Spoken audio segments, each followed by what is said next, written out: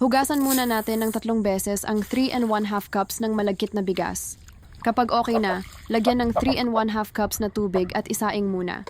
Kapag luto na, set aside natin sandali.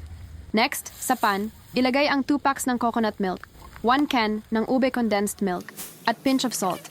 Haluin lang, then pakuluin. Kapag kumulo na, idagdag na natin ang nalutong malagkit na bigas. Haluin lang ng tuloy-tuloy hanggang sa kumapal, yung tipong mabigat na haluin, at nagiging dikit-dikit na, o buo-buo na yung texture. Ibig sabihin, okay na yan, hanguin na at ilagay sa lalagyan.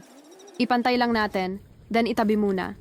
Next, gawa naman tayo ng latik. I-caramelize lang ang 1 cup ng brown sugar. Siguraduhin wala ng buo-buong asukal, at katulad niyan nagkaka-bubbles na, pwede na nating idagdag ang purong gata ng niyog.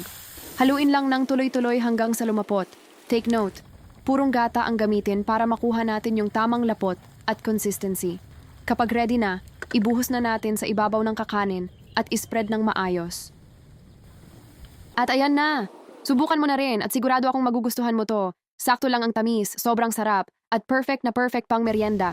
By the way, pwede ko bang malaman kung taga saan ka? Gusto kong malaman kung saan-saan na nakakarating ang mga recipe natin. And don't forget to like, share, and follow for more delicious recipes. Thanks for watching, and happy cooking!